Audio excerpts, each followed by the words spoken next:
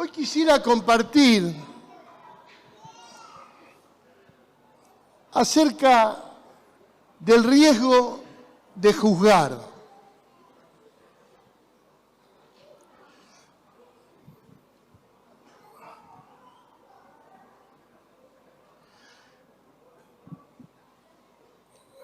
Jesús, en Mateo capítulo 7, en el versículo del 1 al 2, Benja, vos andame siguiendo con lo que yo digo y pasame como quieras. Dice, no juzguéis para no ser juzgados, porque seréis juzgados con el juicio con el que juzguéis y seréis medidos con la medida que midáis. Jesús en realidad no está haciendo una afirmación categórica acerca de no juzgar. Porque si no, el texto tendría que haber terminado en la primer partecita, donde dice no juzguéis para no ser juzgados. Pero Jesús da una explicación muy exacta de por qué no nos conviene juzgar. Porque Él dice, de la manera en que vos juzgues, vas a ser juzgado. Con la misma medida que medís al otro, vas a ser medido vos también. En realidad, el juicio es un atributo de gobierno. Cuando yo gobierno sobre alguna área, necesito juzgar. Cuando mis niños eran pequeños y había una pelea entre ellos, yo necesariamente tenía que ejercer el atributo del juicio. Escuchar a los dos, escuchar quién tiene razón o quién tiene la mayor parte y la menor parte de la razón para aconsejar. Yo fui director de una oficina durante 28, 30 años, quizá un poco más. Y yo continuamente tenía que juzgar ante las situaciones, si se hacía un trabajo mal, quién tenía la culpa para corregir eso. Aún como pastor, es necesario el juicio. Entonces, ¿qué está diciendo Jesús? Lo que yo les digo es una advertencia. La calidad del juicio que vos vas a dar es la calidad que vas a recibir. Y esto es así de indefectible. Yo, si soy cruel en los juicios a los demás, esa misma crueldad la voy a recibir cuando yo soy el que está sentado en el banquillo de los acusados. ¿Se entiende lo que estoy diciendo?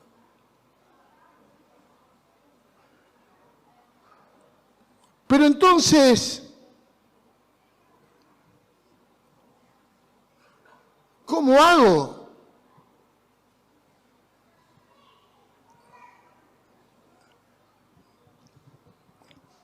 Hay algunas cosas que usamos mal en el juicio a los demás.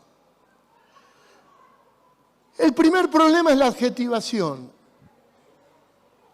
Es colgarle carteles a la gente. Jesús no le colgó carteles a la gente, salvo en el caso de la hipocresía de los religiosos. Te doy un ejemplo. Una persona te mintió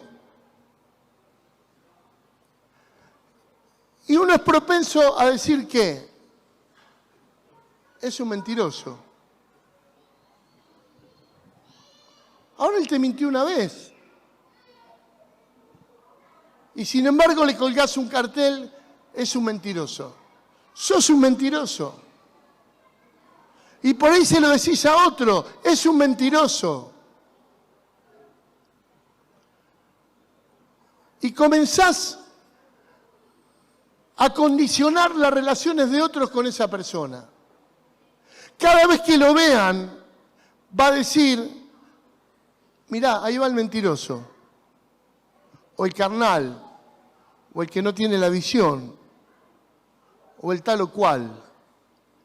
No somos llamados en el juicio a adjetivar. Nuestros adjetivos negativos van en contra de la fe del otro. Le cercenan la posibilidad de cambio. Cuando yo adjetivo, doy un juicio concluyente, ¿querés adjetivar? Te doy una licencia para que lo hagas. Hacelo con vos mismo. Ahí sí te creo. Para que vos tu mal lo entiendas con tal peso que esto te lleve a cambiar. No lo hagas con los otros. Y si querés usar la adjetivación, hacelo en el sentido positivo. Che, qué bueno que sos, ¿eh? Me encanta estar con vos porque siempre me tratás bien o me gusta cómo amás al Señor. O me gusta tu carácter, o siempre me tratás bien. Ese tipo de adjetivación, sos bueno, sos una buena persona, sos una persona leal. Todo eso está bien. Pero la adjetivación negativa es la crudeza del juicio que quita al otro la posibilidad de cambiar.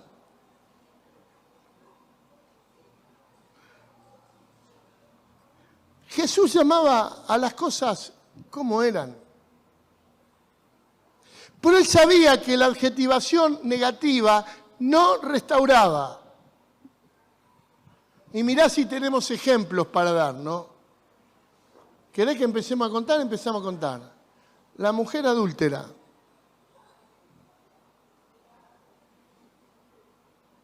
Zaqueo. El joven rico. Mateo. Pedro. Aún en su momento final, cuando él le niega 3 veces y Jesús ni siquiera le hace mención a la traición.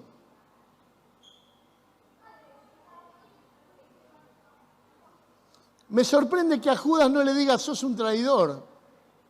Con un beso entregas al Hijo del Hombre. Debemos tener cuidado con la utilización del adjetivo para determinar quién es el otro. Mirá, Jesús a través del Espíritu Santo sabía exactamente los secretos guardados de cada una de las personas. Sin embargo, nunca usó ese argumento para el escarnio, la humillación pública o la confrontación personal. Porque su corazón estaba lleno de misericordia. Ahora, entonces, en el juicio, ¿qué no debiera estar? ¿Cuáles serían las cosas que yo debiese evitar a la hora de juzgar? Lo primero, la soberbia. Ningún juicio debe ser hecho con soberbia. ¿Sabés lo que es la soberbia? Yo me creo superior. Me pongo por encima de la persona que juzgo.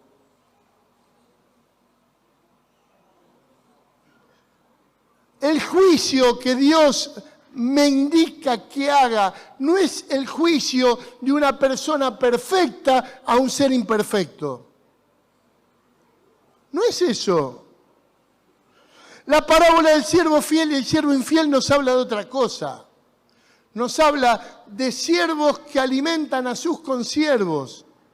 Nos hablan del proceso de Jesús. Jesús, siendo hombre, se hizo siervo, el servidor de todos.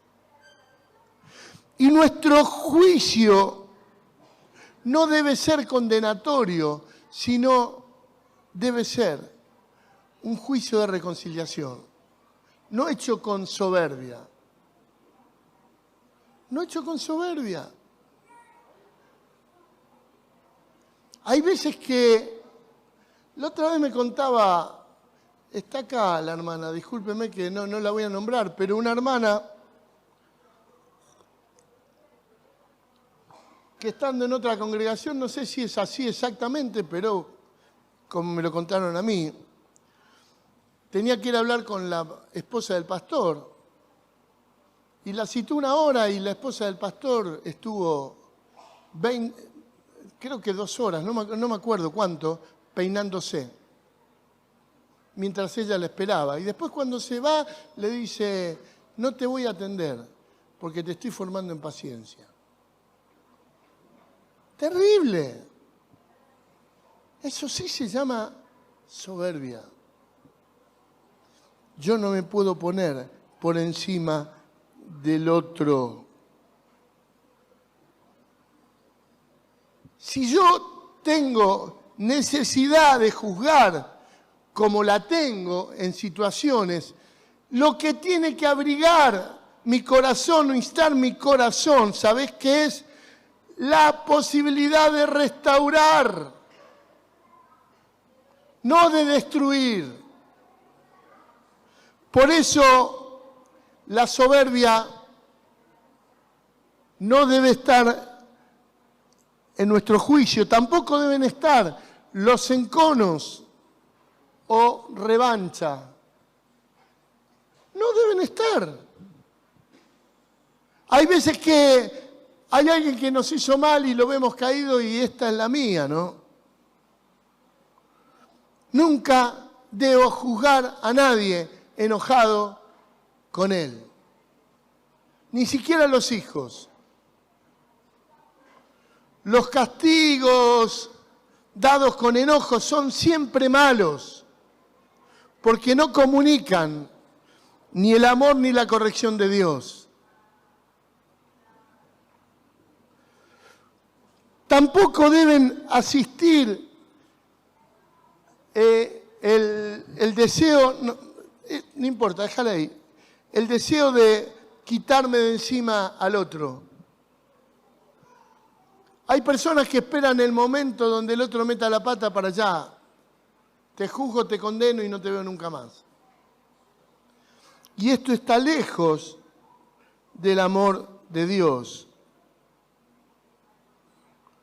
Ahora vimos 3 cosas, hay más, pero 3 cosas que son generales y características. Por supuesto, todo esto tiene que ver con la carencia de amor, de la misericordia que Dios quiere que tengamos en nuestro juicio. Pero entonces, ¿qué elementos deberían estar en nuestro juicio? Hace muchos años, y el otro día hablé por teléfono y le volví a preguntar a Ángel Negro cómo era la frase que me había dicho, y me la volvió a decir, así que estoy seguro que la digo bien. Él me decía, debemos juzgar en la iglesia y disciplinar con lágrimas en los ojos y con la palabra de Dios en la mano. Esto sin intentar ser autorreferencial, estamos hablando de la misericordia y la verdad funcionando juntas. Por eso, el primer elemento que debemos esgrimir para el juicio es la palabra de Dios. Mirá, los criterios personales, tus criterios personales, no tienen demasiado valor. Yo no sé si el Dani Zubia se acuerda, pero La primera vez que yo caí en su casa, cometí el grave error de sentarme en la silla donde él se sentaba. Ni nos conocíamos. Y Estela me hacía, yo no le entendía que me hacía, no, correte, me decía. Ahora, ¿por qué uso este ejemplo? Porque hay costumbres familiares, personales. En Italia le dicen el capo di tavola. La tabla es la mesa, el capo de tabla es el que se sienta en la cabecera de la mesa. Y nadie le vaya a sacar el lugar al capo di tavola.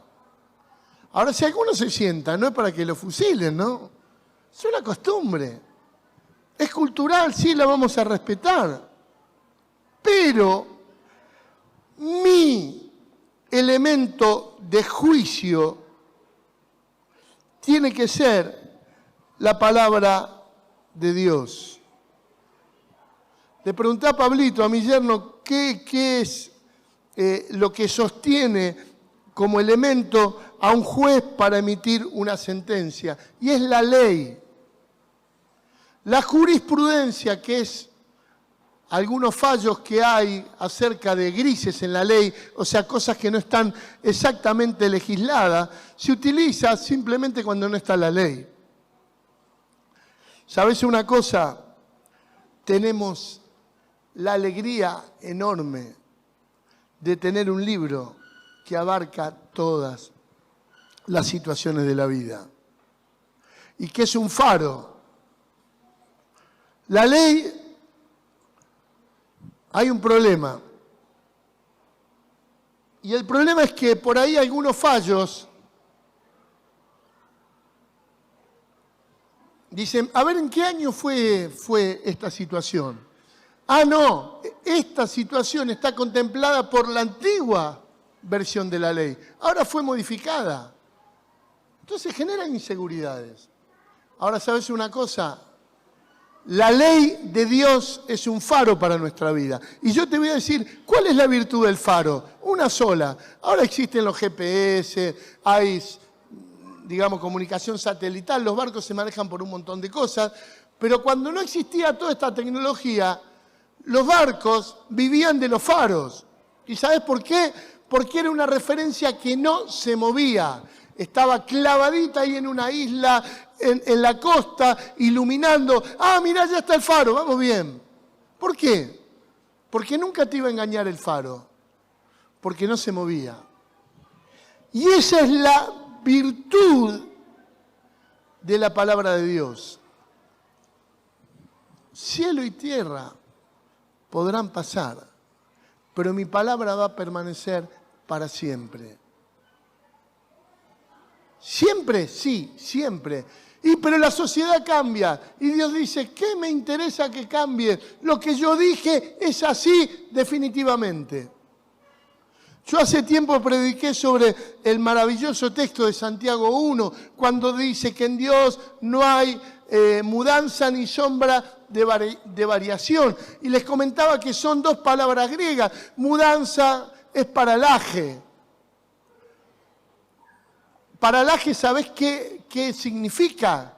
Que un elemento, si yo lo miro de dos lugares distintos, se ve diferente.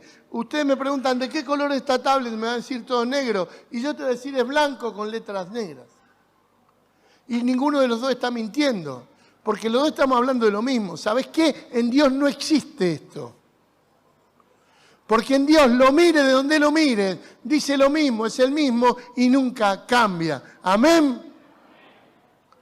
Y no hay sombra de variación. ¿Sabés lo que es sombra de variación? Una palabra griega que es aposkiasma. ¿Sabés qué significa?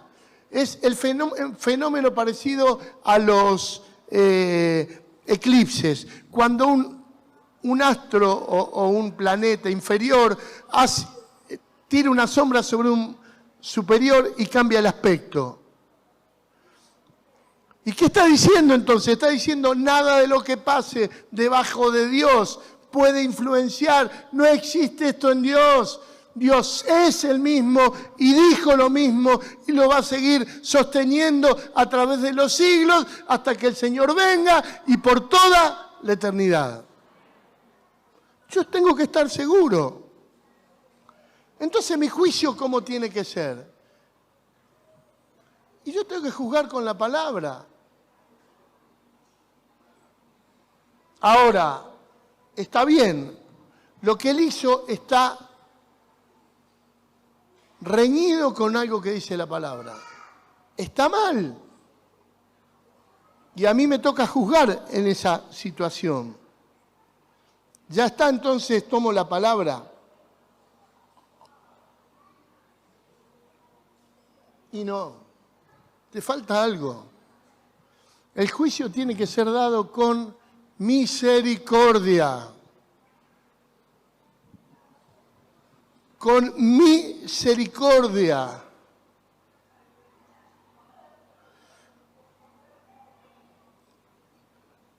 La misericordia tiene que ver con un gesto de amor que, al contrario de la adjetivación, abre oportunidades.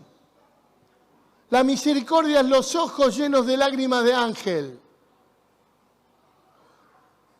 La misericordia nos habla de que nosotros también podríamos haber pecado y, sin embargo, no lo hicimos. La misericordia nos libra del sentimiento de, ay, mirá, qué desastre que es. Siempre lo mismo. Siempre lo mismo. Cuando nosotros nos adentramos a ayudar a alguien con misericordia, podemos llegar a entender muchas cosas. El contexto de su vida, cómo vivió, qué fue lo que se haya cruzado en un momento de su historia para que se tuerza y para que comience a hacer las cosas mal. No hay un juicio severo. Hay misericordia. Ahora, lo que hiciste está mal, porque la palabra dice que está mal, pero quédate tranquilo. Te podés acercar confiadamente al trono de la gracia. Ahora, Jesús hizo continuamente esto. Primero, tenía una capacidad de no personalizar las cosas porque él era capaz de defender a cualquiera, pero nunca se defendió a sí mismo. Y yo creo que esto es lo que confundió al diablo. Nunca se defendió a sí mismo. Me habla el reloj. Nunca se defendió a sí mismo. A mí, tuve que hablar hace un tiempo sobre la restauración de los discípulos después de la muerte de Jesús y realmente me enternece tanto la situación de Jesús con Pedro.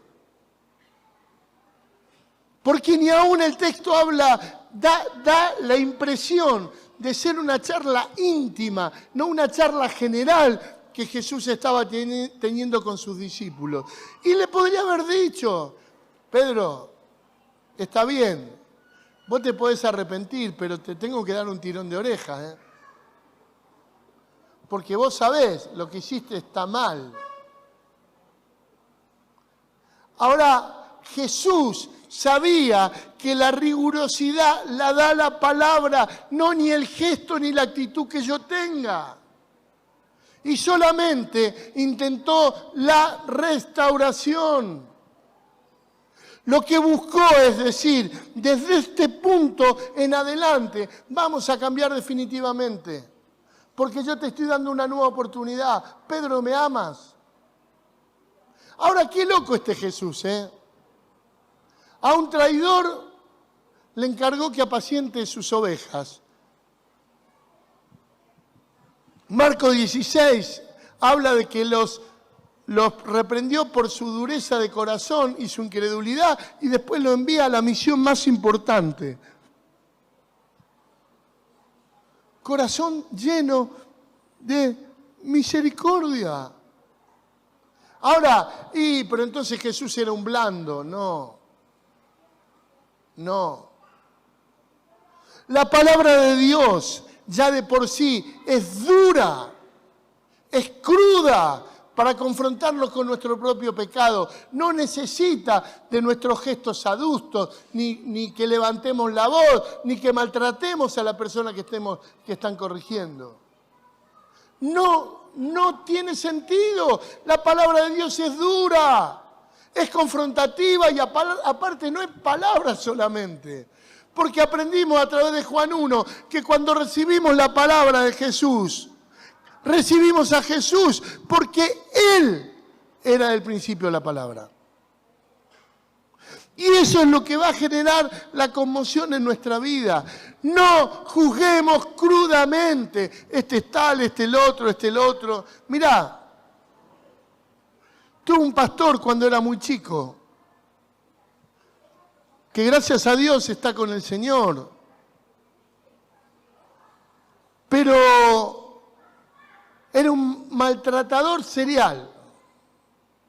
Era de retarte delante de todo el mundo, de humillarte por cosas que no tenían sentido. Miren, una vez estuvimos de vacaciones, estaba con mi hermano Willy, yo soy el menor de 4 hermanos, yo tendría 13, 14 años, y estábamos en Mar del Plata. Y fuimos a ver una cosita y nos demoramos 1 minuto o 2 más de lo debido. Nos pegó un reto delante de toda la gente. A mí lo que me hizo, yo tenía mi discipulador que no era él, lo que hice en mi corazón, quizás mal, no te digo que bien, le cerré, le bajé la persiana, dije, este hombre no me cierra. Al tiempo, tristemente, se destapó una relación de adulterio de 10 años y fue quitado del pastorado y fue tratado duramente. Yo a través de los años veo que no fue tratado duramente por sus pares, sino por Dios, de una manera muy cruda. Yo lo veo a través del tiempo ahora y digo, no quiero un juicio, recibir un juicio de misericordia y dar un juicio de misericordia. A veces parece que cuando tenemos que corregir a alguien, ¿no? Yo fui muchas veces fui músico durante mucho tiempo y a veces nos hacían notas con otras bandas y yo me reía con los músicos de rock. Porque vos charlabas con ellos y eran tipos normales. Ahora se prendía la cámara y ya se paraban distintos. Y cambiaban el lenguaje. Y empezaban a hablar con un lenguaje rockero. Y yo me moría de la risa. Estábamos con mis amigos músicos. Decía, pero este no es el que estaba hablando conmigo recién. Y yo a uno que era, le digo, ¿para qué hace todo eso? No, es la estética del rock, me dijo. Ahora a veces nosotros tenemos una estética para corregir. Como si el hecho de corregir nos generara un espacio de poder. Hermano, no. Tu corrección, tu juicio, que sea con misericordia. Un trato amoroso. Me encanta la historia del joven rico, por eso se habrán aburrido de escucharme, pero me encanta lo que dice el evangelista cuando dice que el joven rico se fue triste. A ver, Jesús tenía todo derecho, pero hasta le dijo algo que no es bíblico. Entre comillas, con respeto lo digo. No es una palabra establecida, vendé todo lo que tenés y seguí a Cristo. Se lo dijo solo a él. Jesús veía su corazón. Pero aún así, este hombre se fue triste. Ni se fue enojado con el Señor. ¿Por qué se fue triste? Él habrá pensado, ¿cómo me hubiera gustado seguir a este hombre? Pero lo que me pide es demasiado. ¿Y alguno sabe si el joven rico está en el cielo o está en el infierno? Bueno, el infierno todavía no fue inaugurado, pero yo no lo sé. Es más, Es una historia final abierto. Si te das cuenta y podés verla, te darás cuenta que Jesús dijo, cuando habla de es más fácil que un camello entre por el ojo de una aguja. El ojo de una aguja, léelo, pero es una puerta, no es una aguja. Y dice al final, pero para Dios no hay nada imposible. Así que yo no me voy a sorprender demasiado si por ahí me encuentre en las calles del cielo alguna vez a uno y me diga, yo soy famoso, yo soy el joven rico. Porque Jesús es un Dios de oportunidades. Aparte de la misericordia, el juicio debe ser dado con humildad. Y vuelvo a decirte esto. Deuteronomio 5:15 dice algo, recuerda que fuiste esclavo en Egipto y que el Señor tu Dios te trajo de allí, gracias a su gran fuerza y poder. Yo hace 47 años que me convertí a Cristo. Ahora que haga tantos años no me hace santito, ¿eh? Yo me sigo acordando aquel día que el Señor me sacó de Egipto, lo mal que estaba. Me acuerdo cuando oraron por mí ese día y al otro día me desperté hablando en lenguas, no sabía ni lo que era. Dios se encontró en mi camino por pura misericordia. Cuando estuvo Marcos Vidal acá en Rosario y lo llevé al consejo, él dijo algo delante de todos los concejales que siempre le digo que lo repito porque me encantó. No somos más que pordioseros, diciéndole a otros pordioseros dónde encontramos pan. Me encantó. Me encantó.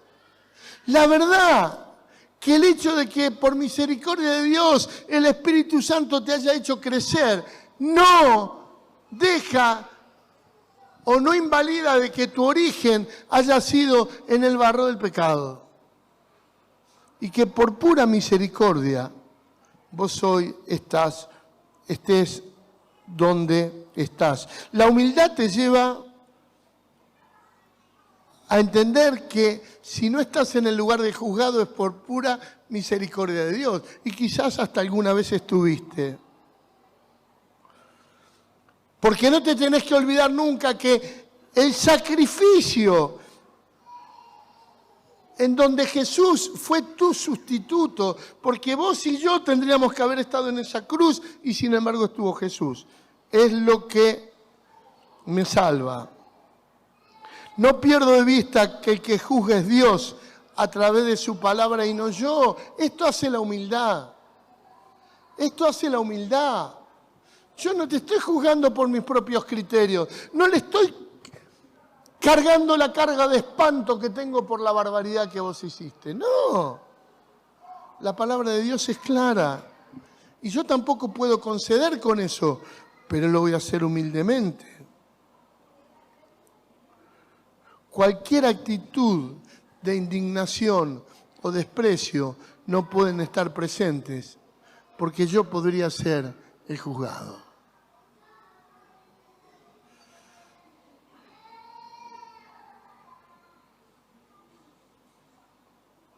¿Sabes una cosa? Yo te estoy invitando a que hagas una inversión para el futuro. Para que cuando el juicio caiga sobre tu vida por alguna situación X, tal cual sea, recibas misericordia y perdón en vez de crueldad y condenación. Y mirá,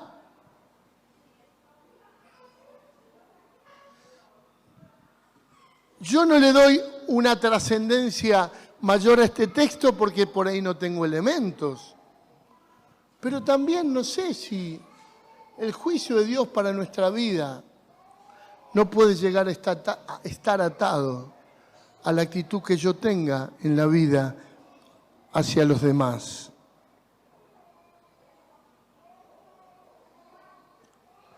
En síntesis, no metas las narices donde no te llaman.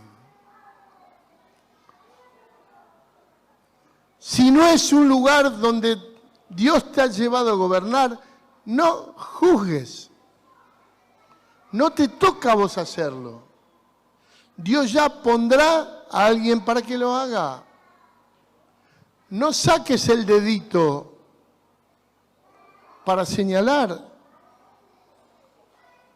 Si te toca juzgar, hacelo con estos elementos que hemos visto. Quita la soberbia, quita la indignación, quita el enojo, quita los enconos, todo lo que agrave tu juicio tiene que estar quitado. Si no te va a pasar lo de este muchachito, ¿se acuerdan? Un profeta que le dieron un boleto gratis para viajar adentro de un pez. ¿Cuál era el problema de Jonás? ¿Cuál era el problema? El problema de Jonás era que él sabía que Dios iba a terminar perdonando a Nínive. Y lo último que quería Jonás es que Nínive sea perdonado. No me mandé a predicar, pues yo estoy seguro de que estos salvajes se van a arrepentir y vos lo vas a terminar perdonando. El encono personal lo llevaba a quitar la misericordia de su corazón. Y a veces los enconos personales hacen eso. Tu juicio sea con humildad, no lo digo en orden, sea con misericordia, pero por sobre todas las cosas, con la palabra de Dios. Dios nos llama a restaurar, no a destruir definitivamente.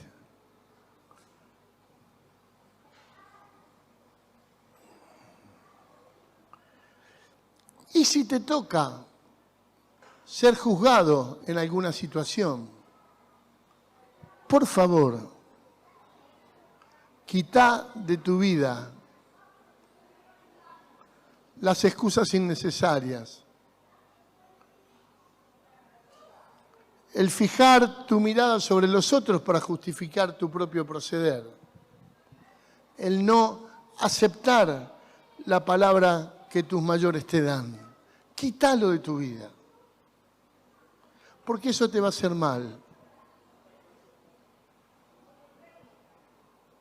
Porque tampoco quisiéramos nosotros cuando tengamos que corregir a alguien que tenga esta actitud. Cuando yo no soy corregido, todos los demás pierden la esperanza en mí. No soy corregible, no corregido. Porque una vez me van a decir, 2 veces me van a decir, la tercera, ¿y quién va? No, pero siempre hay una excusa. Yo aprendí hace tiempo que cuando me dicen algo, lo primero que tengo que hacer es callarme la boca. Y a veces que me han dicho cosas que yo sé que son totalmente equivocadas, algunas veces no. Una vez me dijo, alguien me llamó, sentí de parte del Señor que vos no perdonaste a tal o cual. Y yo no tenía absolutamente nada, no sé de qué Señor había sentido este muchachito esto. Pero, ¿sabés? Me habían enseñado callate la boca. Entonces, lo que hice es callarme la boca y analizarme y ver en mi interior. Y después que vi que no había nada, le dije, mirá, te equivocaste porque la verdad estuve orando, viendo y no tengo nada. Ahora, somos muy propensos cuando nos corrigen a poner excusas o a justificarnos en el mal del otro. Mi abuelo decía, mal de muchos, consuelo de tontos. Y es cierto. ¿Qué importa que el otro lo haga? Yo quiero ser parecido a Jesús en mi vida. Y voy a ser parecido a Jesús en la medida de que tenga el mismo juicio de Jesús para los otros y reciba ese juicio para mí mismo. Amén. Ponete de pie, por favor.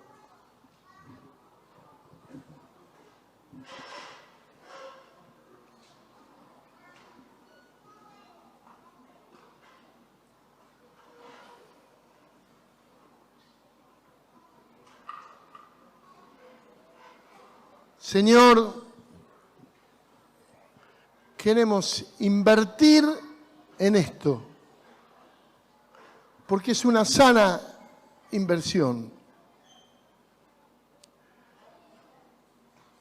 Sabemos que de la misma manera que seamos juzgados, que juzguemos, vamos a ser juzgados.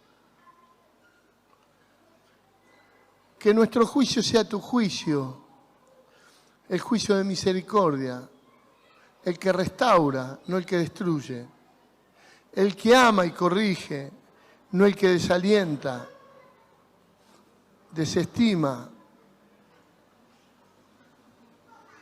Señor, queremos tener tu corazón. Queremos tener tu corazón.